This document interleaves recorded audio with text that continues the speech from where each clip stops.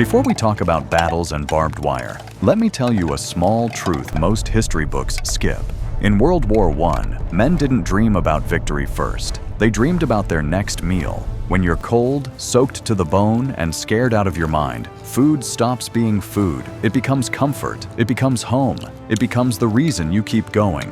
Today, we're opening those old rations tins and looking at 10 survival meals American soldiers actually lived on during World War I. Canned salmon. Now this one felt like hitting the jackpot. When a soldier cracked open a can of salmon, it was a good day. Pink, flaky fish packed in oil. Real food, not just survival fuel. You didn't rush this one. You opened the can slowly, carefully, not to spill a drop of that oil, because that oil was gold. Some men drank it straight for the calories. Others saved it to fry hard bread later, turning a brick into something almost decent. The salmon itself you ate cold, right out of the can with your fingers. No plates, no forks, just food that reminded you of fishing back home, of rivers and quiet mornings before the world went crazy. In a muddy trench overseas, that taste meant everything. Some guys traded it for cigarettes, but most held on to it. Salmon wasn't punishment food. It was comfort. It was proof that somewhere back home, someone still cared. Evaporated milk. This was the closest thing to a luxury a soldier could get in a trench. A small can, thick, sweet, creamy. Evaporated milk didn't look like much, but it felt like gold. Most men saved it for their coffee. Just a splash turned bitter black mud water into something almost civilized, something you could sip slowly. Some guys skipped the coffee altogether and drank the milk straight, right from the can. One careful sip at a time, making it last. It tasted like home, like breakfast at the kitchen table, like milk pulled from the icebox on a summer morning. A lot of soldiers rationed it out, one mouthful a day, because once it was gone, it was gone. Men traded cigarettes, chocolate, and even jam just to get another can. Because in a place filled with cold, noise, and fear, evaporated milk wasn't just food. It was comfort in a can. Canned baked beans. These showed up a lot. Heavy cans, brown sauce, thick enough to stick to your spoon. Most of the time you ate them cold. No fire, no heat. Just pop the lid and dig in. They weren't fancy. They weren't even good. But they filled you up, and that mattered. Baked beans sat heavily in your stomach, the kind of food that made you feel full even when your body was worn down. More than that, they were familiar. American. The same kind of beans you ate back home on Sundays. In a muddy trench halfway across the world, that familiarity hit hard. Some guys soaked their hard bread in the sauce, letting it soften and soak up that sweet molasses flavor. Suddenly, it felt like a meal instead of survival. It wasn't comfort food in the usual sense, but it reminded you who you were. And sometimes, that was enough. Canned tomatoes. These were never meant to be eaten straight, but in the trenches, rules didn't mean much. You cracked the can, and the first thing you did was drink the juice. Cold, sour, sharp. It cut right through all that grease and salt from canned meat and beans. Woke your mouth up instantly. Then came the tomatoes themselves, soft, slippery, falling apart on your spoon. They tasted like something. Real flavor. And after days of dry bread and salty meat, that mattered more than you can imagine. Some guys mixed tomatoes into their beans or meat, turning rations into a rough little stew. Others warmed them up when they could and poured them over hard bread like sauce. Tomato cans were valuable. Men traded for them, bargained for them, because tomatoes meant your next meal wouldn't be completely bland. They didn't just feed the body, they saved your taste buds and your sanity. Canned peas and vegetables. Nobody got excited when these showed up. Green peas.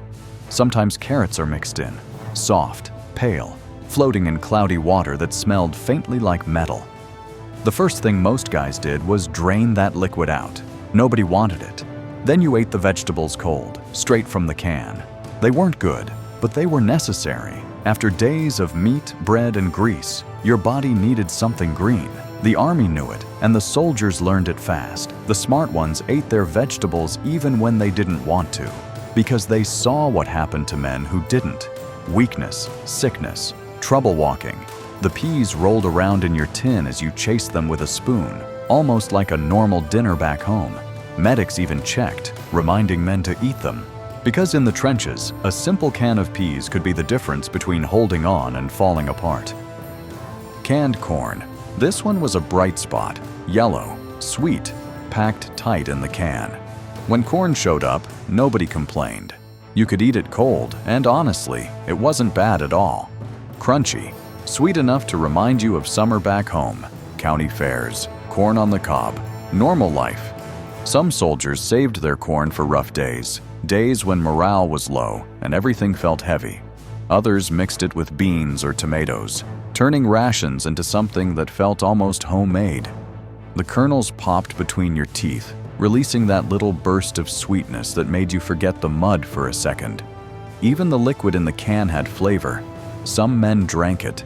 Others poured it into coffee when sugar was gone. Corn was the vegetable everybody wanted. It tasted good, and in a world where most food didn't, that made all the difference. Canned sweet potatoes. When these showed up, you knew it was a good day. Soft orange chunks sitting in thick syrup, sweet enough to feel like dessert. You didn't rush this one, you slowed down, took your time. Sweet potatoes tasted like Thanksgiving back home, like family dinners, like your grandmother's kitchen when life was still simple. Soldiers ate them slowly, savoring every bite, letting that syrup coat their mouths. Some guys saved the can for something special. Christmas, a birthday, a bad day that needed turning around. In the trenches, small celebrations mattered. You needed something to look forward to. The potatoes were so soft they slid right off the spoon, and nobody wasted a drop of that syrup. Fingers got licked, lids got scraped clean, and when word got around that someone had sweet potatoes, men gathered just to watch, because seeing one guy enjoy something sweet reminded everyone else that good things still existed. Chocolate bars. This wasn't candy, not even close. This was emergency fuel. A dark, bitter brick of chocolate made to survive heat, rain, and time itself. It came sealed tight, sometimes with instructions saying not to eat it unless you had to. And that alone told you everything. When a soldier broke off a piece, it wasn't for pleasure. It was because his body was running on fumes.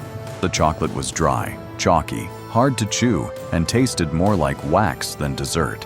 But it was packed with calories, real energy. Men ate it before long marches, before an attack, or when food ran out completely. You forced it down, one slow bite at a time, and then you felt it. That lift, that strength is coming back. Officers checked to make sure you still had it, because eating it too early could cost you later. Ugly taste or not, that bar saved lives.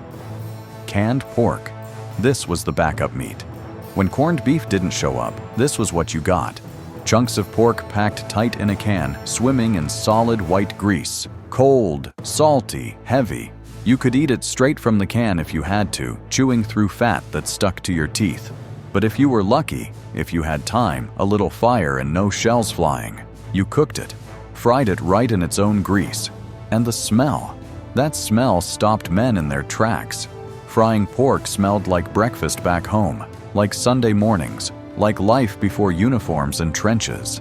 That grease never went to waste. Soldiers saved it, used it to fry hard bread, turning jaw-breaking crackers into something almost good. Sometimes the memory that smell brought back was just as filling as the food itself. Tea. Tea didn't show up for everyone, but when it did, it mattered. Small packets of black tea, simple and plain. You brewed it strong in a tin cup, letting it steep until the water turned dark. No milk most days. Maybe a pinch of sugar if you'd been smart enough to save some. Tea wasn't like coffee. It was quieter, slower. You drank it easy, hands wrapped around the warm cup, letting the heat sink in. Some men said it reminded them of their mothers or grandmothers sitting at the kitchen table where everything felt safe. British soldiers drank tea constantly, and Americans traded cigarettes just to get a packet or two. In the trenches, any hot drink was a gift, any warmth was comfort. And for a few calm minutes, tea made the war feel a little farther away. Those meals weren't fancy, most of them weren't even good, but they kept men standing, moving, and breathing through the worst days of their lives. In the trenches, food wasn't about taste. It was about survival, memory, and hope.